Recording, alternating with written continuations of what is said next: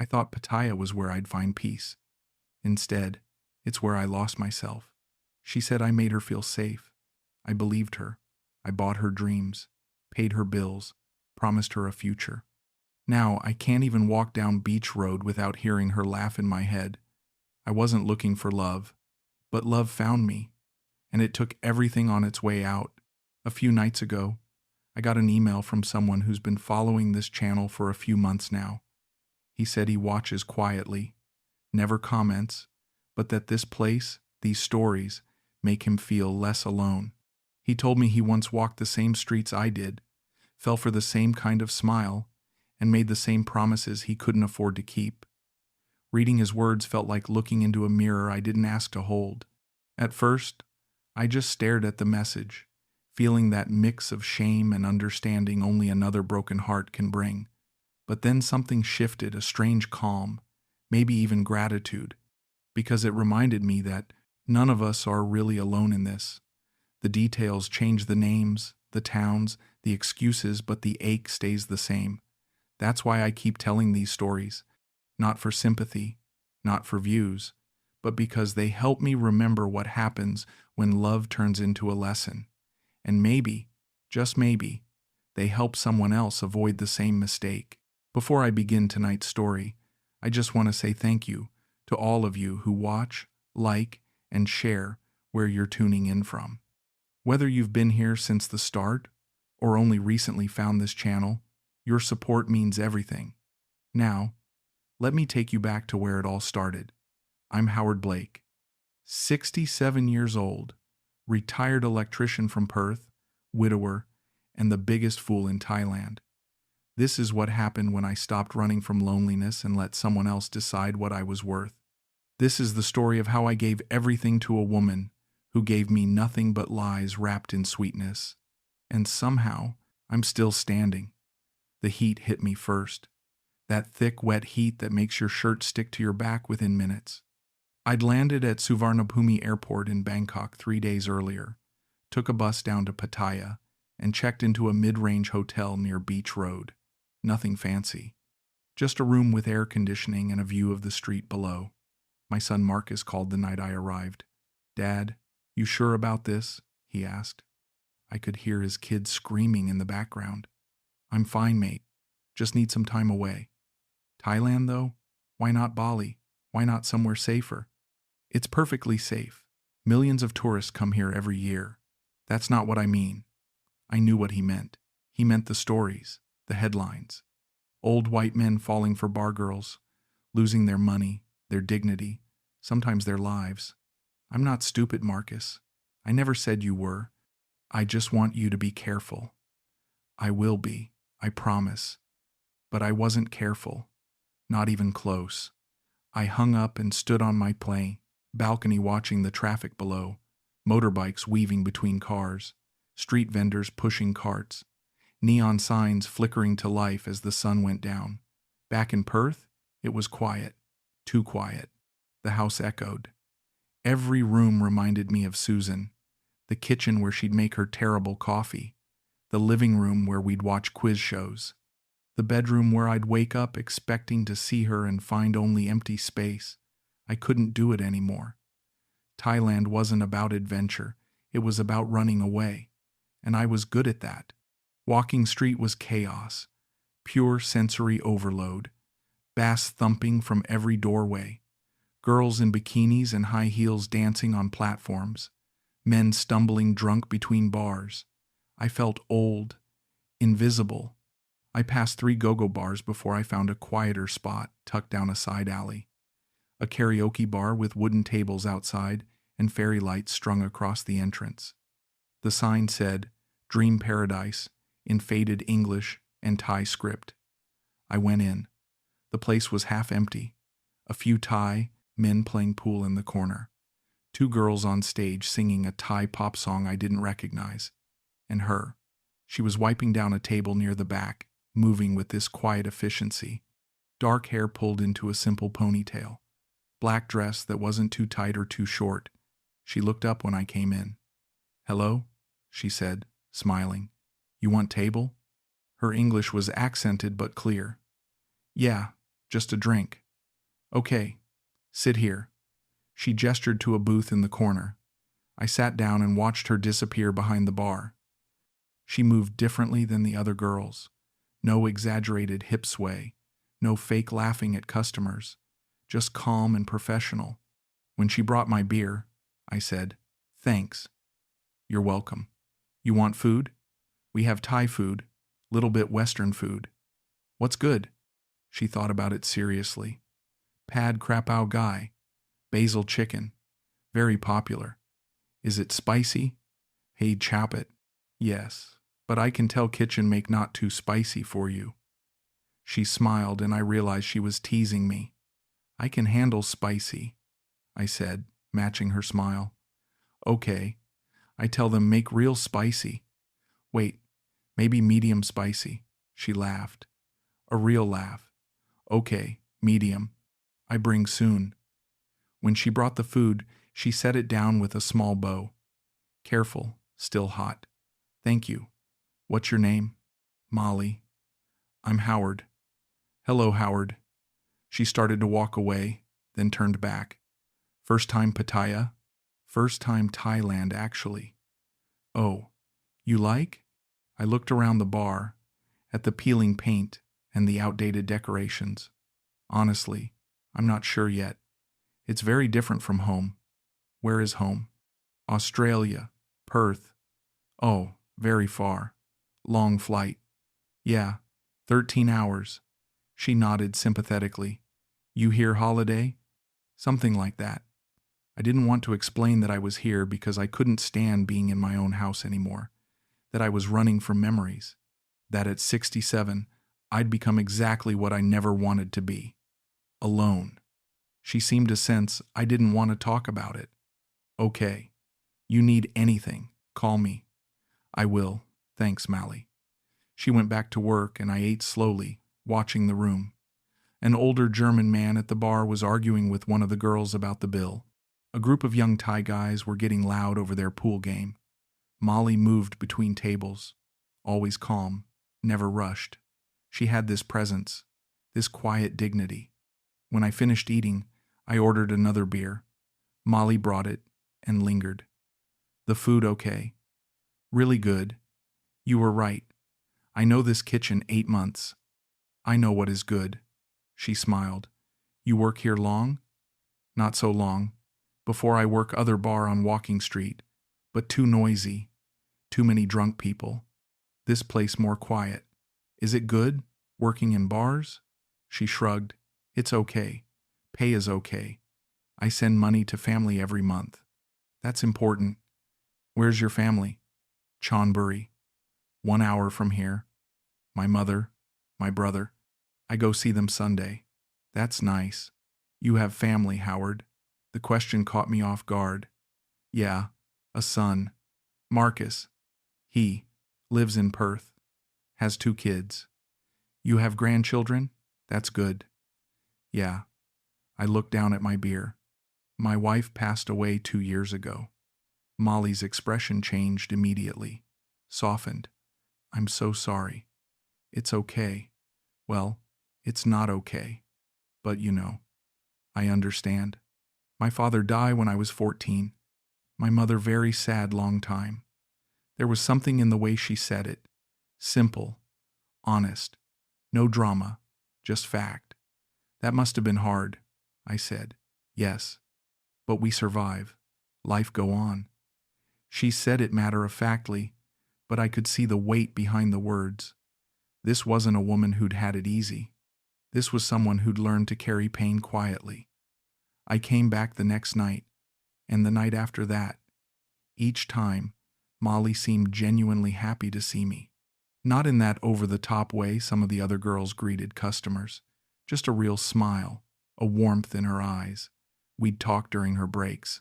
She told me about growing up in a small village outside Chonburi, how her father worked construction until he fell from a building site and never recovered, how her mother took a factory job to keep them fed, how Molly had to drop out of school at 16 to help support the family.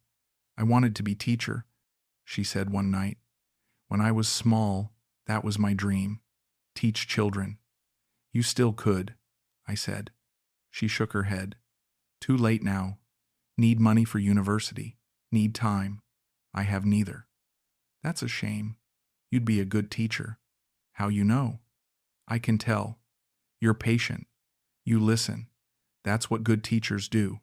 She looked at me for a long moment. You are kind, Howard.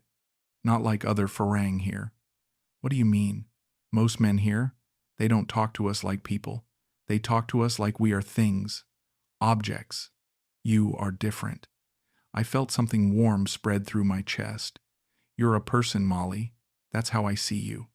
I know, she said softly. That's why I like talk to you. On my 5th night at the bar, I stayed until closing.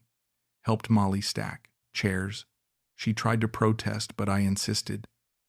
You don't have to do that, she said. I want to. When we finished, she looked tired. Long day? I asked. Every day, long day. But it's okay. This is life. How do you get home? Motorbike taxi. 5 minutes. Let me pay for it. Howard, no. It's only 40 baht. Please. I'd feel better knowing you got home safe.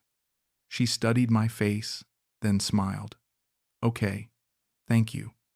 I gave her 200 baht. She tried to give back the change, but I closed her hand around it. Keep it.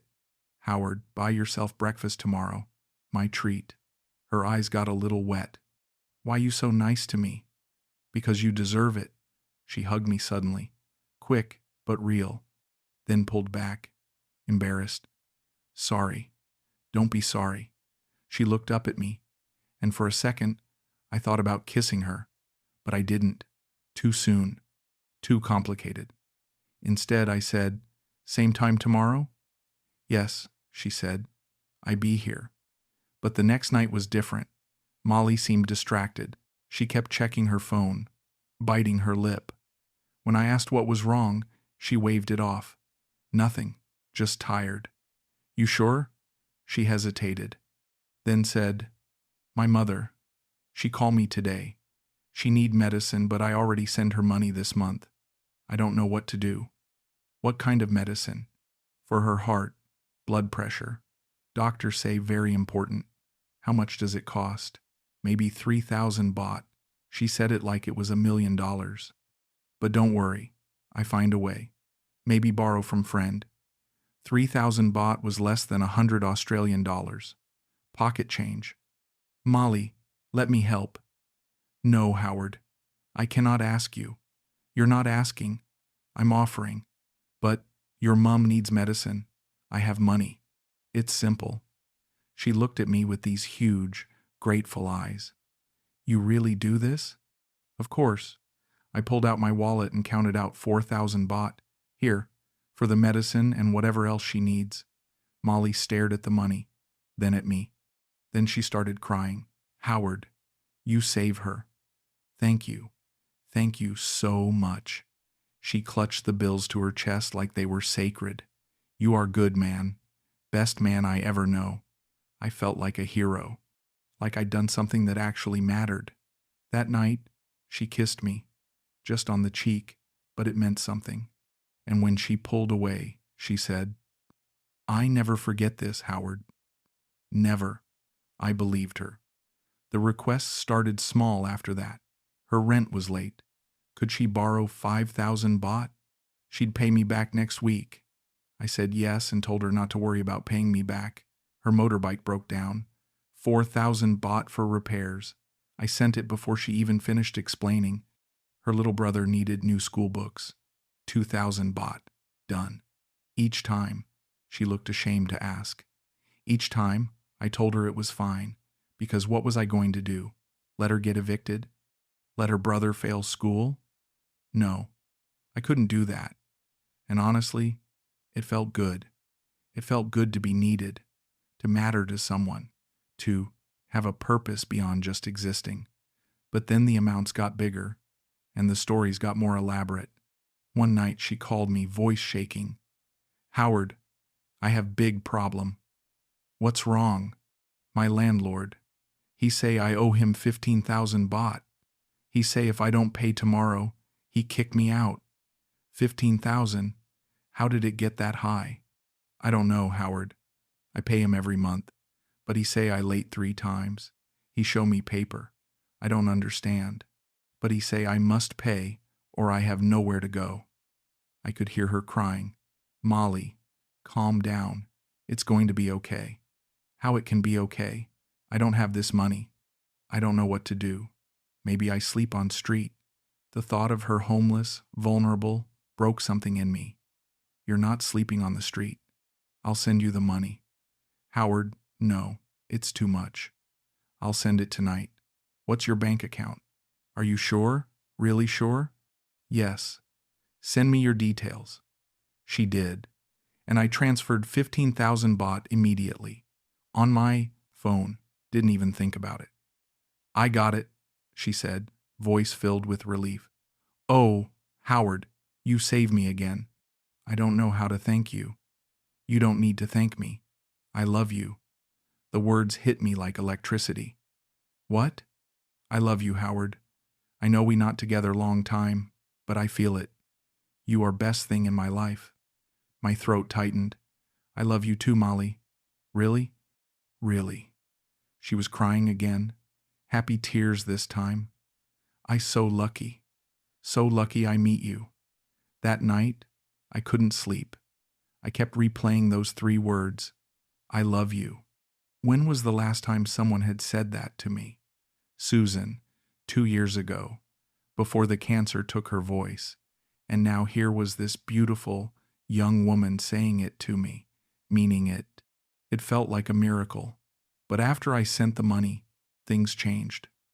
Molly didn't come to the bar the next night. Sent me a message saying she was tired. The night after she came in late, left early, barely spoke to me. Is everything okay? I asked. Yes, just busy. Sorry. Did the landlord thing get sorted? Yes, thank you. All finished now. Good. I was worried. Don't worry. Everything okay. But she wouldn't look at me. And when I tried to hold her hand, she pulled away, said she had to work. I tried not to overthink it. She was stressed, dealing with her landlord situation. That's all. But 3 days went by with barely any contact. Short text messages. Busy. Talk later. Sorry. On the 4th day, I went to the bar. One of the other girls, Noi, was working. Is Molly here? She not work today. Do you know where she is? Noi looked uncomfortable, glanced at the manager, then back at me. She go Chonburi. Family problem. Again? She was just there. Noi shrugged. Didn't meet my eyes. I left feeling sick. Something was wrong. I could feel it. That night, Molly finally called. Hi, Howard. Sorry I not contact. My mother very sick. I stay with her in hospital. What happened? Her heart. Very bad. Doctor say she needs stay. Hospital maybe 1 week. Is she going to be okay? I don't know. Her voice cracked. I very scared, Howard. Do you need me to come there? No. You don't have to. I just want hear your voice. Molly, if you need money for the hospital. No, I don't want to ask you. You help me too much already. But if she needs treatment. There was a long pause. Then, maybe 10,000 baht. For the doctor, for the tests. But I feel bad ask you. Don't feel bad. I want to help. Send me your account details again. You sure? Yes. Do it now. She did, and I sent 10,000 baht. Within an hour, she'd confirmed receipt. Thank you, Howard. You saved my mother's life. I never forget this. Just take care of her. And yourself. I will. I love you. I love you too. She hung up, and I sat there, staring at my phone, trying to ignore the small voice in my head that sounded like my son. Dad, you're being played. I pushed it away. Molly wasn't like that. She was genuine. She loved me. This was real. She came back 3 days later, showed up at my hotel room looking exhausted, thin, like she hadn't eaten properly. Molly, are you okay? I'm okay now, just tired. I pulled her inside, made her sit down. How's your mother? Better. She home now. Still weak, but better. That's good. I was worried about you. I know. I'm sorry I not call more. Hospital very busy. Very stressful. It's okay. You're here now. I held her and she melted into me. Started crying. I so scared, Howard. I thought I lose her. But you didn't. She's going to be okay. Because of you. You save her. I just helped a little. She pulled back and looked at me seriously. No. You save her. You save me. No one ever do this for me before. No one ever care. She kissed me. Really kissed me. And that night, she stayed. We didn't have sex. She just lay next to me, head on my chest, and we talked until she fell asleep. I watched her breathe, watched the rise and fall of her shoulders, and I thought, this is it. This is what I came to Thailand for. Not to run away, but to find her. The next few weeks were good, really good. Molly stayed with me most nights. We'd walk along the beach, eat at small restaurants, watch the sunset. She talked about her dreams, about wanting to open her own business one day. What kind of business? I asked. Coffee shop, small place, nice music, good coffee, place where people feel happy, feel welcome. That sounds perfect, but it's just dream. Never happen. Why not? She shrugged. Need money. Need maybe 100,000 baht, 200,000. I never have that much. You could save up. Save up? Save up? She laughed, bitterly. Howard, I make 15,000 baht per month. I send 10,000 to my family. I have 5,000 for rent, for food, for everything. How I save. She had a point. But I didn't say anything. Just held her hand. The idea stayed with me, though. What if I could help her? What if I could make her dream real? I had money in the bank. Not a fortune, but enough. My pension was decent. The house in Perth was paid off. What was I saving for anyway? I was 67. No major expenses. No real plans. Why not use it for something meaningful? For someone meaningful? I started thinking about it seriously. How much would it cost? What would it take? Could we do it together? Build something? The more I thought about it, the more sense it made. Then one night, everything shifted. We were having dinner at a small restaurant near Jomtien Beach. Molly seemed nervous, kept pushing her food around her plate. What's wrong? I asked. She took a deep breath. Howard, I need tell you something. Okay.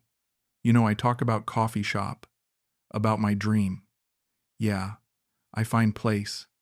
My heart jumped. Really? Yes. Small place. Very good location. Near Walking Street, but not on Walking Street. Quiet street. Good foot traffic. Owner want rent it. Say I can have good price if I pay 6 months advance. How much? She looked down.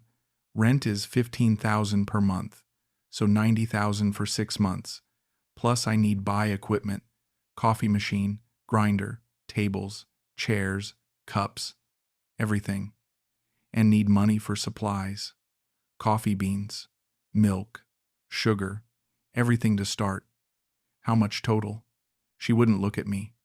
Maybe 300,000 baht. Maybe little more. 300,000 baht. That was almost 10,000 Australian dollars. It was a lot. That's a big number, Molly. I know. Her voice was small. It's too much. Forget I say. It's stupid dream. I didn't say that. She looked up, eyes wet. I just want you know. I see this place. I talked to owner. He say if I have money, I can start next month. But I don't have money. I never have money. So it doesn't matter. Let me think about it. Think about what? About helping you. Her eyes went wide. Howard, no. I don't ask you for this. I just tell you because I want share with you. But I don't expect. I know you don't. Expect. But let me think about it, okay? She nodded slowly, didn't say anything else, but I could see the hope in her eyes, that tiny, fragile hope, and I wanted to make it real. That night, I couldn't sleep. I lay awake doing math in my head. 300,000 baht, 9,000 Australian dollars. It was a significant chunk of my savings. But it wasn't everything, and it was her dream. If I helped her, she could leave the bar, build a real life. We could build a real life together. The more I thought about it, the more it made sense. I'd be investing in our future. In the morning, I called Marcus. Dad, it's 4 a.m. here. Sorry, I forgot the time difference. I'll call back. No, it's fine. I'm awake now. What's going on? I need to talk to you about something. I heard him sigh. Already knew he wouldn't like it. You're going to send money to that girl, aren't you? Her name is Molly, and she's not just some girl. We're together. Dad, you've known her what? A month? 6 weeks. 6 weeks, Dad. 6 weeks. I know it sounds fast. It doesn't sound fast. It sounds insane, Marcus. No, Dad. Listen to me. You don't know this woman. You don't know her family. You don't know if anything she's told you is true. I know enough. Do you? Have you met her mother? The one who's supposedly sick? Have you seen her apartment? Met her brother? I went quiet. That's what I thought, Marcus said. Dad, I love you, but you're being naive. These women do this for a living. It's a business model. Find a lonely foreign man, tell a sad story, get money, move on. Molly's not like that. How do you know? I just know. That's not an answer. What do you want me to say, Marcus? That I'm lonely? That I miss your mother so much I can barely breathe? That this is the first time in 2 years I felt like a human being instead of a ghost? Silence. Then quietly, Dad, I'm 67 years old. I don't know how much time I have left. If I want to spend some of my money making someone happy, that's my choice. But what if she's lying? Then I'll deal with it. Dad, I've made up my mind. I just wanted to let you know. Don't do this. I'm sorry, Marcus.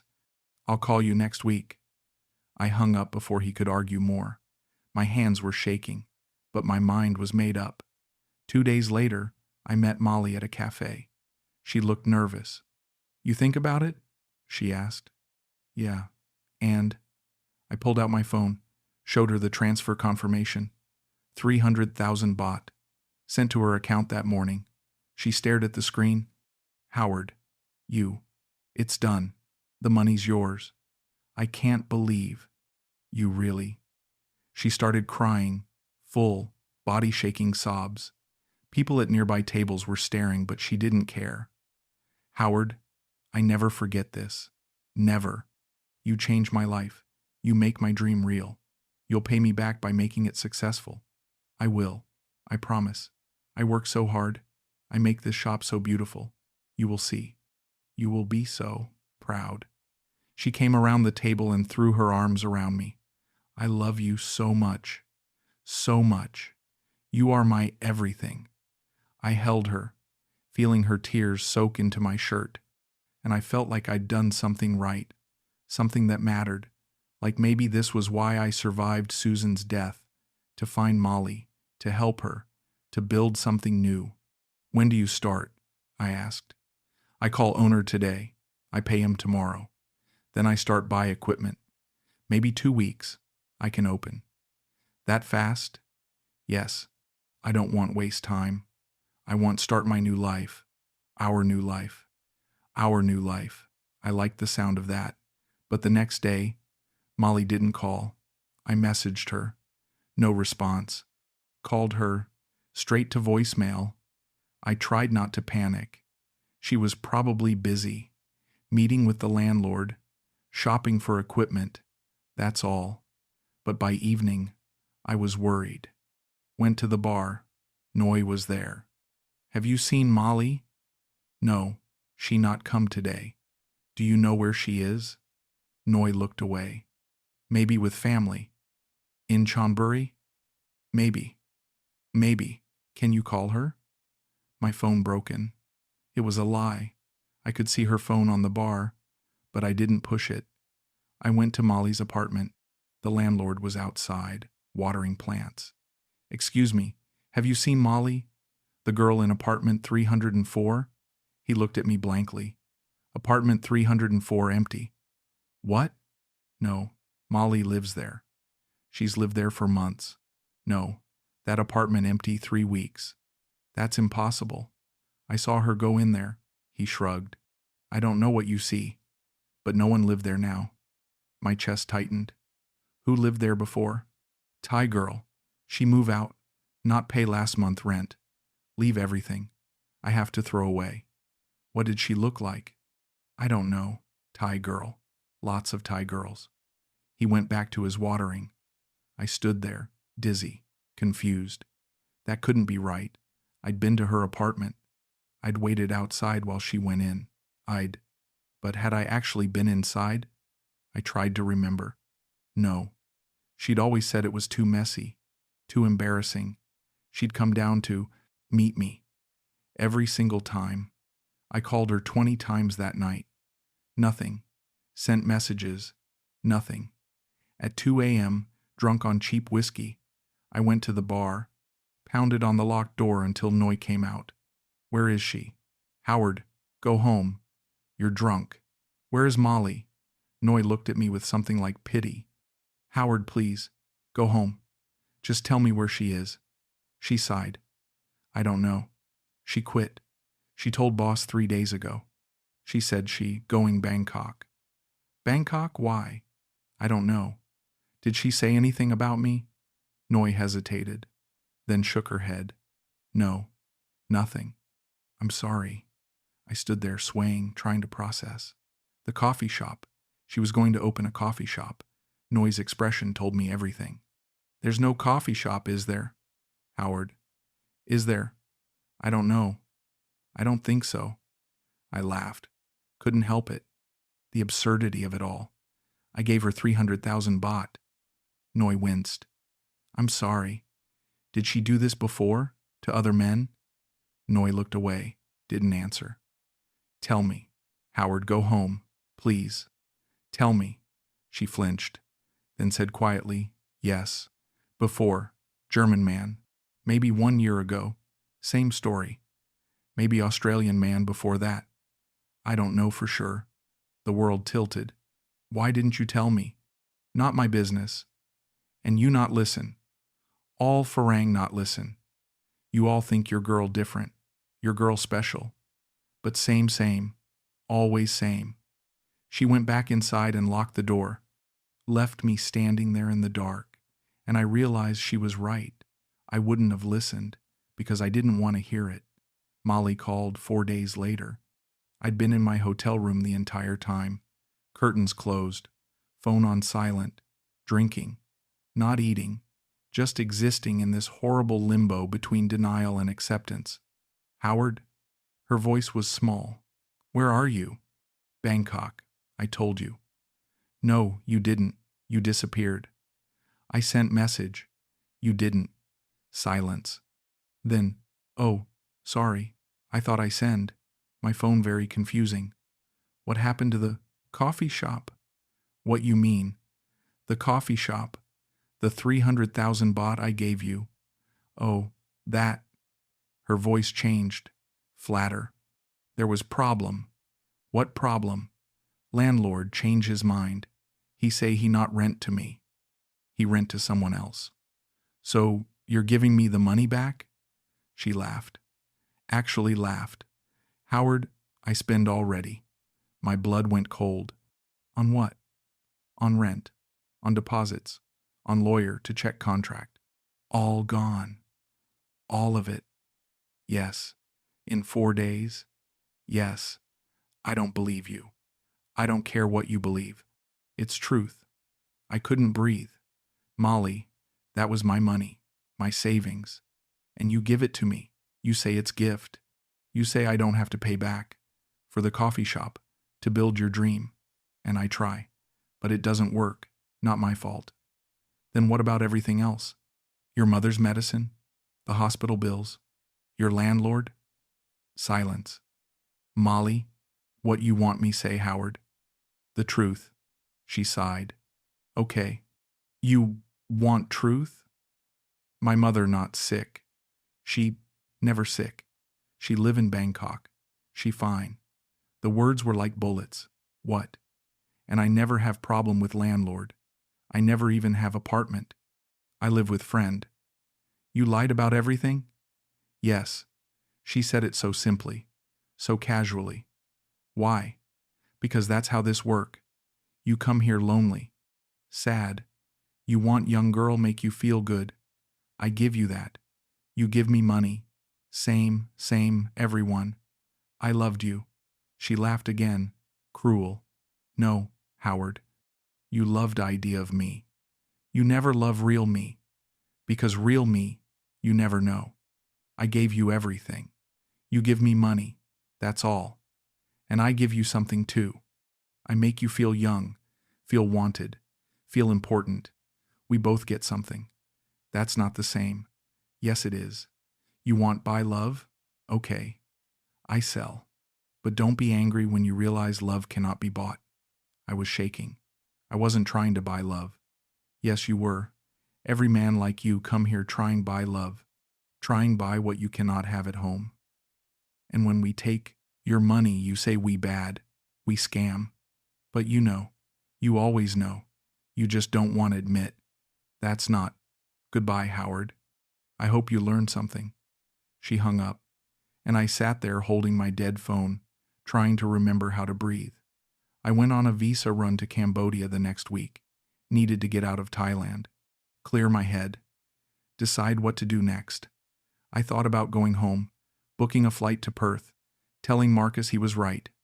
But the thought of that house, those empty rooms, Susan's ghost in every corner, I couldn't face it. So I came back to Pattaya. And that's when things got worse. I returned to my hotel room and knew immediately something was wrong. The lock was damaged, door slightly ajar. I pushed it open. The room was ransacked. No, not ransacked. Emptied. My laptop. Gone. The cash I'd hidden in my suitcase. Gone. My spare phone. Gone. Even the watch Susan had given me on our 30th anniversary. Gone. And on the bed, an envelope. My name written on the die, outside in unfamiliar handwriting. I opened it with shaking hands. Inside were bills. Utility bills. Electric. Water. Internet. All in my name. All with my passport number. All overdue. 20,000 baht for electricity. 15,000 for water. Another 10,000 for internet. And then a letter from a loan company. A personal loan. 40,000 baht. In my name. Payment overdue by 3 weeks. Interest accruing daily. Total amount due. 180,000 baht. I sat down on the floor, papers spread around me, and I started laughing. Couldn't stop. Because it was so absurd. So perfectly, completely absurd. She hadn't just taken my money. She'd taken my identity, my credit, my future. I laughed until I cried until I couldn't breathe. And then I just sat there in the silence, looking at the wreckage of my life. The hotel manager was sympathetic. You report to police? What's the point? Maybe they catch her. Maybe. But probably not. And even if they do, the money's gone.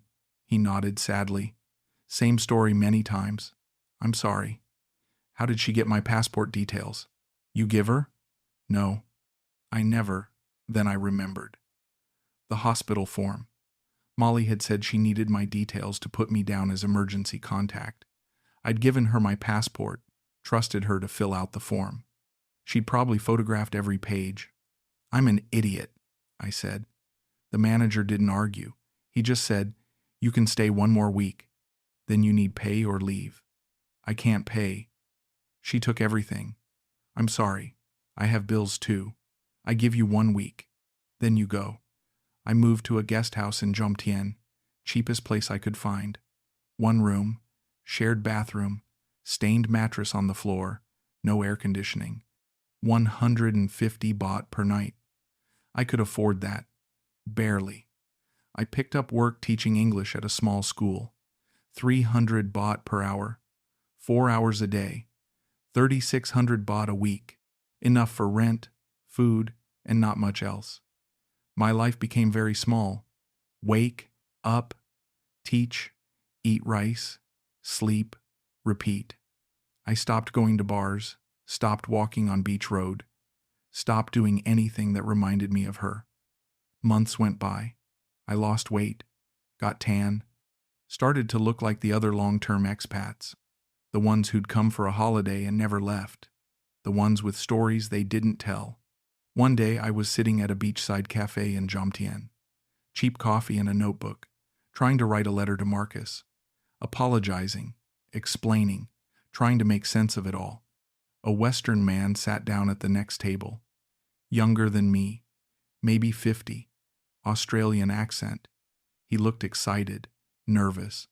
I recognized the look. "First time in Thailand?" I asked. He grinned. "Is it that obvious?" "Little bit. Yeah, first time. I'm actually meeting someone later. A girl I've been chatting with online for 3 months. She lives here. Works at a bar in Pattaya." My stomach dropped. "She's different, though," he continued. "Not like the usual bar girls. She's educated. Wants to open her own business one day. A restaurant or something. We really connected, like really connected." I looked at him, really looked at him, saw myself 6 months ago. "Be careful," I said. His smile faded.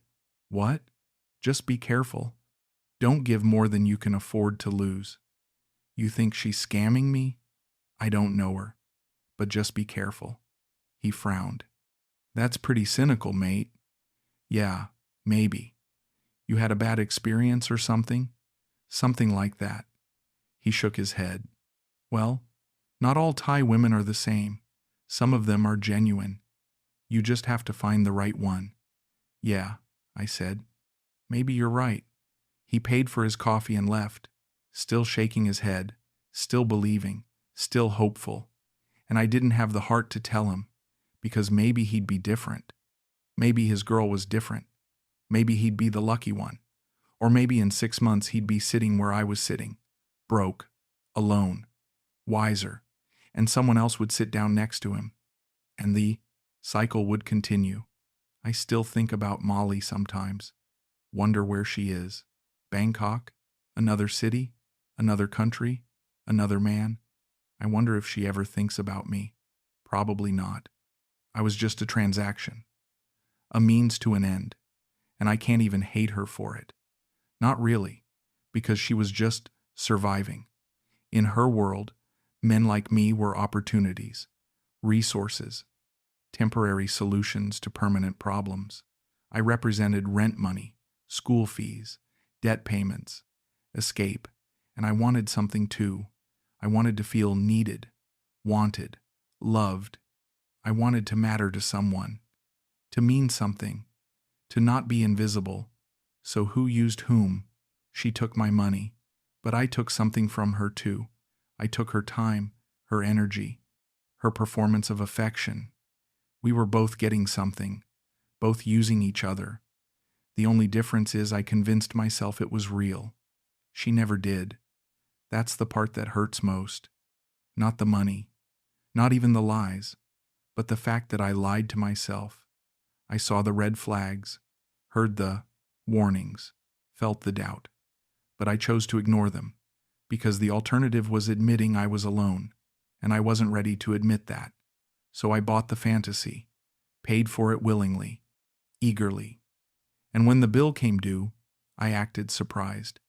I've been in Thailand almost a year now, still teaching English, still living in that cheap guest house. I've made a few friends, other expats with similar stories. We don't talk about it much, just understand. Sometimes we meet for beers and watch the sunset, talk about football, weather, anything but the past. My son calls every few weeks, asks when I'm coming home. I keep saying soon, but I don't think I will, because home means that empty house, Susan's ghost, memories I'm not ready to face.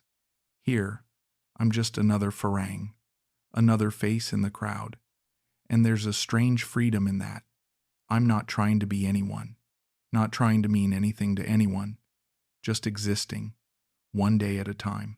Last week, I walked past Dream Paradise, the bar where I met Mally.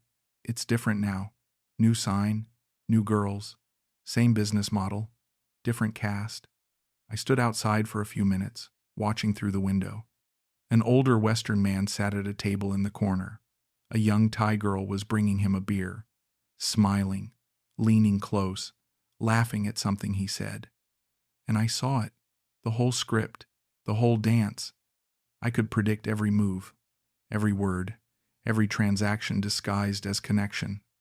I wanted to go in there, sit down next to him, tell him everything, warn him, save him, but I didn't, because he wouldn't listen. I wouldn't have listened. Some lessons can't be taught, only learned. So I walked away, let him have his illusion, his hope, his fantasy, because maybe that's all any of us have anyway, and who was I to take that away? This morning I helped a new teacher at the school, young British guy, 26, first time in Asia. He asked me about Thailand, what to do, where to go, what to avoid. Be careful of the bar girls, I said. He laughed. I'm not here for that. I have a girlfriend back home. Good. Keep it that way. You sound like you're speaking from experience. I am. Bad experience? Let's just say I learned some expensive lessons. He nodded, didn't push. That's the thing about Thailand. Everyone has a story, and everyone knows better than to ask too many questions. After work, I walked along Jomtien Beach, watched the sunset turn the ocean orange and gold. A young Thai woman walked past, talking on her phone, laughing, happy. For a split second, I thought it was Molly. Same hair, same walk. My heart jumped. Then she turned and it wasn't her. Just someone else. Someone living their own life. Chasing their own dreams. Using their own methods. And I realized something. I don't think about Molly as much anymore. Not every day. Not every hour. The wound is still there. But it's scarring over. Healing. Changing from a raw, open thing into something I can live with. I lost a lot in Thailand. Money, pride, dignity, the illusion of love. But I gained something too. Clarity. The kind that only comes from being completely broken and having to rebuild yourself from scratch. I know who I am now. Not a hero. Not a savior. Not someone special. Just a man. Flawed. Lonely. Foolish. Human. And somehow, that's enough. I came to Pattaya looking for warmth, for connection, for meaning, and I found it. But it burned me clean, stripped away everything I thought I knew about myself, about love, about worth, and left me with the truth. You can't buy love. You can't buy meaning. You can't fill the empty spaces inside you with another person. Those spaces are yours, your responsibility, your work. Molly didn't steal from me. I gave it to her. Willingly, desperately, hoping that money could buy what only time and honesty can build. And when it didn't work, when she disappeared with everything I'd given, I blamed her, called her a scammer, a liar, a thief. But the truth is more complicated than that. She was surviving. I was escaping. And we collided in a place where both those things are currency. Did she lie? Yes. Did she manipulate? Yes. Did I know on some level and choose to ignore it? Also, yes. So, who's the villain? Who's the victim? Maybe both of us. Maybe neither. I'm 68 now. Older, broker, but wiser. And I'm still here. Still walking this beach. Still watching the sunset. Still alive. That's more than I thought I'd have a year ago. So maybe I didn't lose everything. Maybe I just traded one kind of pain for another. And maybe that's what surviving looks like. Not winning, not getting the happy ending, not getting the girl, just waking up the next day and deciding it's worth trying again, even if this time you're trying alone. This is my story, my confession, my warning. Take it for what it is. A man who fell in love in Pattaya and learned the only thing real was the bill she left behind. And somehow, even after all of that, I don't regret coming here, because I needed to break, needed to fall apart, needed to lose everything to find out what was left. And what's left is me. Just me. And for the first time in 3 years, that feels like enough.